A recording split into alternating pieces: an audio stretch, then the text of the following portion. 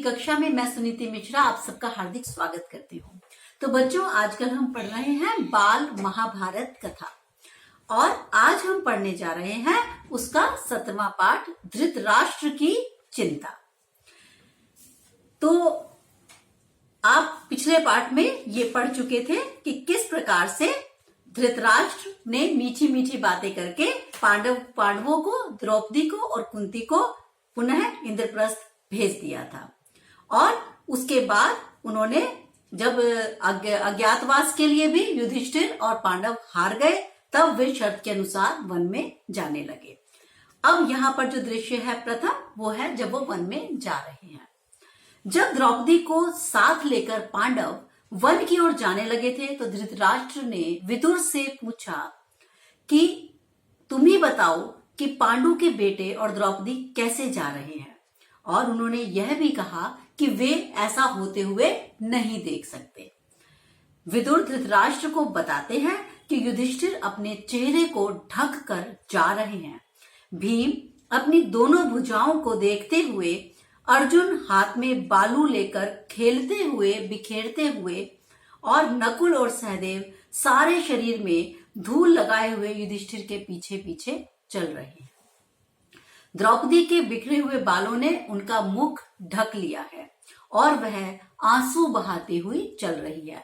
मतलब कि सभी लोग बेहद परेशान हैं, बेहद उदास हैं, व्याकुल हैं, व्यथित हैं। ये बात विदुर ने धृतराष्ट्र को बताई।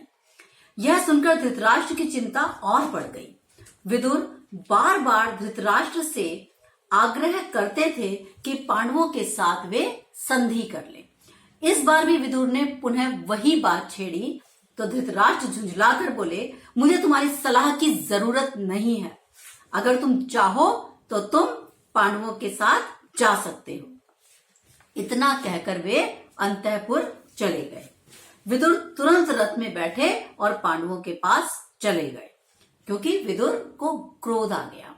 विदुर के चले जाने से धृतराष्ट्र अब और भी चिंतित हो गए, क्योंकि उनकी सभा में सबसे अधिक बुद्धिमान और सही सलाह देने वाले विदुर ही थे। उनको लगा कि विदुर को भगाकर उन्होंने बहुत बड़ी भूल की है। यह सोचकर धृतराष्ट्र संजय से बोले कि मैंने अपने प्रिय विदुर को भला बुरा कह दिया, इससे वह वन में चला गया है। कृपया करके तुम वहां जाओ और किसी भी प्रकार से उसे समझाकर मेरे पास वापस महल में ले आओ। संजय जंगल में पांडवों के आश्रमों में पहुंचे और विदुर से बोले कि धृतराष्ट्र अपनी गलती पर बहुत पछता रहे हैं, आप वापस चलें, अन्यथा वे प्राण त्याग देंगे।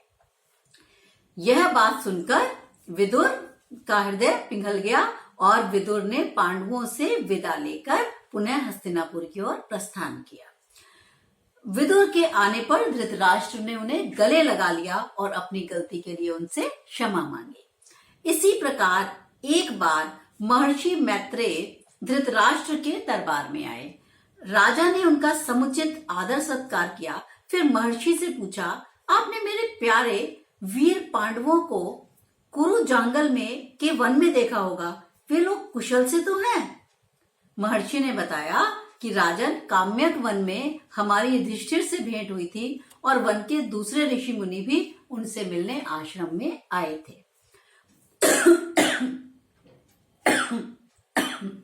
सॉरी।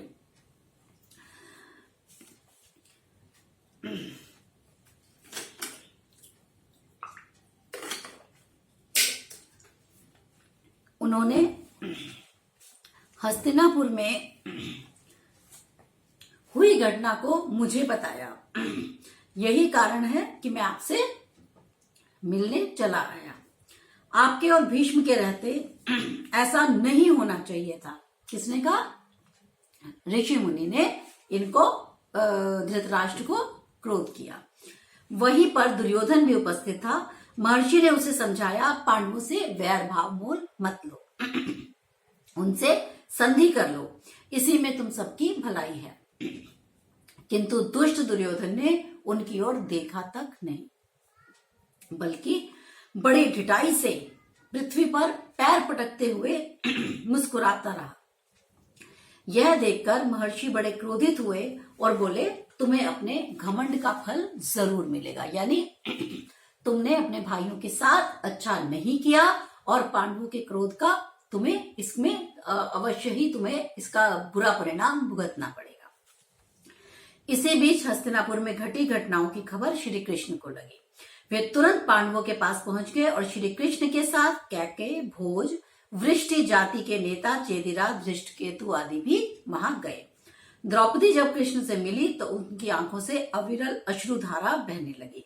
अविरल अश्रुधारा मतलब बिना रुके आंसुओं से उनका मुंह जो था वो ढक गया। किसका? द्रौपदी का। मतलब वो बहुत रोने लगी। वह बोली, इस प्रकार अपमानित होने के बाद अब मेरा जीवन ही बेकार है।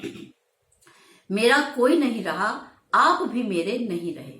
ऐसा करुण स्वर में विलाप करती हुई द्रौपदी को श्री कृष्ण ने समझाया और बोले, बहन द्रौपदी, जिन्होंने तुम्हारा अपमान किया है उन सब की मौत युद्ध के मैदान में होगी। तुम शोक मत करो, तुम दुख मत करो। मैं तुम्हें वचन देता हूं कि पांडवों की हर प्रकार से सहायता करूंगा। इसके बाद श्री कृष्ण पांडवों से विदा हुए। साथ ही अर्जुन की पत्नी सुभद्रा और उसके पुत्र अभिमन्यु को भी द्वारकापुरी लेते गए। द्वारकापुरी जहां श्री कृष्ण रहते थे। और सुभद्रा कौन थी? आप जानते हो, सुभद्रा श्री कृष्ण की बहन थी और अभिमन्यु उनका भांजा था। तो उन्होंने क्या किया? अपने बहन को उसके पुत्र समेत द्वारका ले गए। द्रौपदी के पुत्रों को धृष्टद्युम्न पांचाल देश ले गया, यानी जो द्रौपदी के पुत्र थे उनको धृष्टद्युम्न, यानी वो था द्रौपदी का भाई अपने साथ अपने देश ले आया। यानी पांडव अपने मामा के पास पले बढ़े और इसी प्रकार से जो अभिमन्यु था वो भी अपने कृष्ण मामा के साथ पला बढ़ा और इसीलिए आगे चलकर ये बहुत ही बड़े योद्धा साबित हुए। तो बच्चों, ये थी आज की कहानी धृतराष्ट्र की चिंता। इसके मैं आपको एक दो पहले शब्दार्थ बता दूं। आग्रह, अनुरोध, अक्सर, प्राय, समुचित, उचित तरीके से, बुद्धिमता, बुद्धिमानी। इंपॉर्टेंट प्रश्न देख लीजिए। किस परिस्थिति में धृतराष्ट्र ने विदुर को पांडवों के पास जाने के लिए कह दिया था? विदुर बार बार धृतराष्ट्र से आग्रह करते थे कि वे पांडवों से संधि कर लें। बार बार ऐसी बातें सुनते सुनते धृतराष्ट्र का मन ऊब गया था और वे पुत्र मोह में इस प्रकार जकड़े हुए थे कि वो किसी भी सही बात का, किसी भी सही पक्ष का साथ नहीं दे सकते थे। जानते हुए भी कि दुर्योधन गलत है, वे दुर्योधन के खिलाफ नहीं बोलना चाहते थे। इसलिए झुंझलाकर उन्होंने कहा कि तुम भी पांडवों के पास चले जाओ।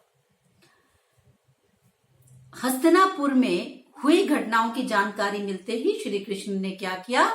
हस्तिनापुर में हुई घटनाओं की जानकारी मिलते ही श्री कृष्ण पांडवों से मिलने वन की ओर चल दिए और उन्होंने द्रौपदी को बताया कि तुम अपने जीवन को व्यर्थ मत समझो, तुम्हारे अपमान का बदला पांडव युद्ध भूमि में लेंगे। जिन जिन लोगों ने तुम्हारा अपमान किया है वे सभी युद्ध भूमि में मृत पाए जाएंगे। तो ये थे बच्चों आज के प्रश्न। ये समाप्त होता है हमारा पाठ धृतराष्ट्र की चिंता। अगले पाठ में हम फिर मिलेंगे। तब तक के लिए मुझे आज्ञा दीजिए। नमस्कार।